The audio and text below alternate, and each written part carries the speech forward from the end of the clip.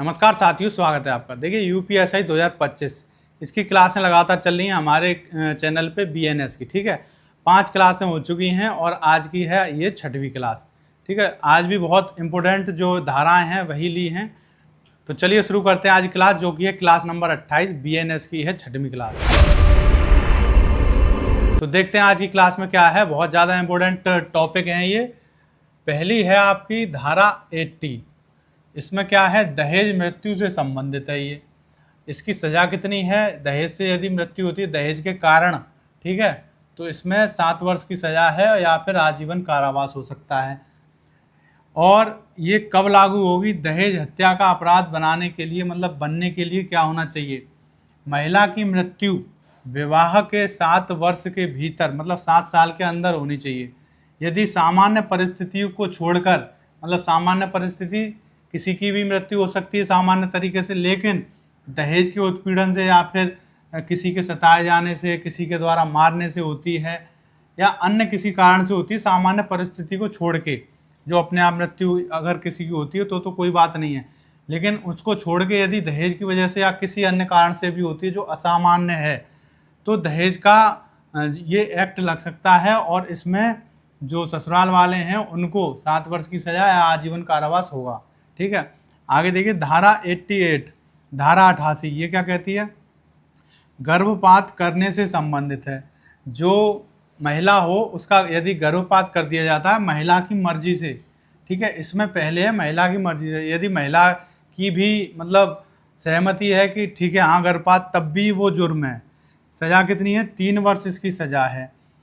और ये देखिए स्पंदन गर्भा होने पर, गर्भपात करने पर सज़ा कितनी है, 7 वर्ष की। स्पंदन गर्भा क्या होता है, जैसे महिला गर्भवती है तो उसके 17 से लेकर 22वें सप्ताह में उसके पेट में धड़कनें सुनाई देना, बच्चे की हलचल होना महसूस हो जाती है, तो उसे कहते हैं स्पंदन गर्भा, कि बच्चे की हलचल बनना, मतलब पता लगना शुरू हो गया, बच्चा बनना शुरू हो गया।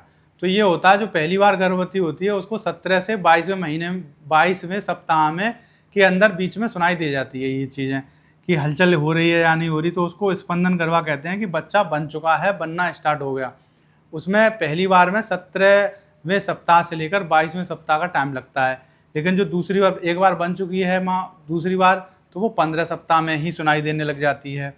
तो यदि स्पंदन करवा है तब गर्भपात करवाता है कोई उसका मतलब सहमति से, तो सजा है 7 वर्ष है।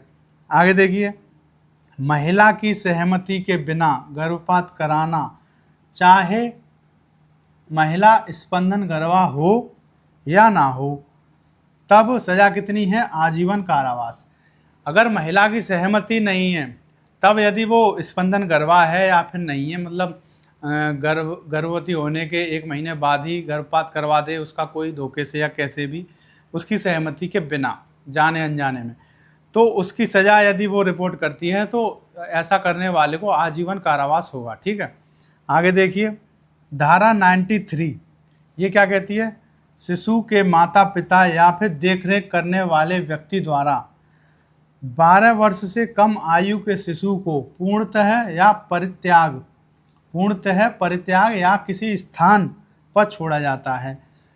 यदि 12 वर्ष से छोटा कोई भी बच्चा है उसको माता पिता द्वारा, या फिर 1 महीने का है या फिर 10 साल का है, उसके माता पिता छोड़ दें कहीं पे किसी स्थान पे, या पूर्णतः परित्याग कर दें, जाने दें, अपनाने से इनकार कर दें, या फिर माता पिता नहीं है जो देख रेख करने वाला है वो ऐसा कर दे, उसको छोड़ दे। जैसे किसी के माता पिता मर गए तो उसको कोई पाल रहा, उसके चाचा वगैरह, तो वो ऐसा करते हैं कि हम क्यों पालें, लड़की है तो 2 महीने की लड़की है मान लीजिए, उसको कहीं पे डाल दिया सड़क पे, अब कोई भी उठाए, तो ऐसा करने वाले को सज़ा कितनी है, 7 वर्ष या फिर जुर्माना।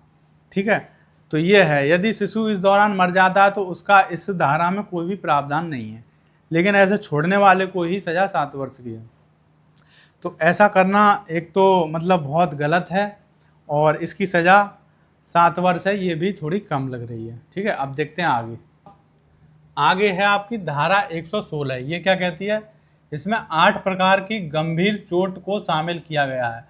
तो पेपर में यदि सीधे सीधे ये क्वेश्चन आया कि 8 प्रकार की गंभीर चोटों को किस धारा में शामिल किया गया है, या फिर ये आ जाए कि भारतीय न्याय संहिता की किस धारा में 8 प्रकार की चोटों को शामिल किया गया है, या फिर भारतीय न्याय संहिता में कितनी प्रकार की चोटों को शामिल किया गया है?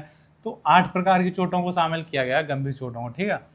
धारा 124 का 1 ये क्या कहता है? तेजाब या फिर अम्ल से किसी पर हमला करना। जिस तरह लड़कियों पर तेजाब फेंक दिया जाता था या फिर किसी पे भी तेजाब फेंक दिया जाए या कोई अम्ल से उसको जला दिया जाए, किसी भी चीज़ से, तो धारा 124 लगेगी। और इसमें धारा 124 के 2 में दंड की व्यवस्था है। दंड कितना है? 5 वर्ष से लेकर 7 वर्ष का कारावास, जो कि बहुत ही कम है, क्योंकि यदि किसी पे तेजाब डाल दिया जाता है तो उसकी पूरी ज़िंदगी ही ख़त्म हो जाती है, एकदम बेकार हो जाती है। और इसके लिए ये 5 वर्ष का कारावास और 7 वर्ष तक का ये बहुत कम है। ठीक है। इसके लिए तो आजीवन कारावास या फिर मृत्यु दंड होना चाहिए था। धारा 112 ये क्या कहती है? छोटे संगठित अपराध जैसे अकेले या समूह में चोरी करना, झपटमारी, जुआ खेलना, एटीएम मशीन की चोरी करना, वाहन चुराना, पॉकेट मारना, कार्ड स्कीमिंग करना, परीक्षा प्रश्न पत्र विक्रय करना आदि।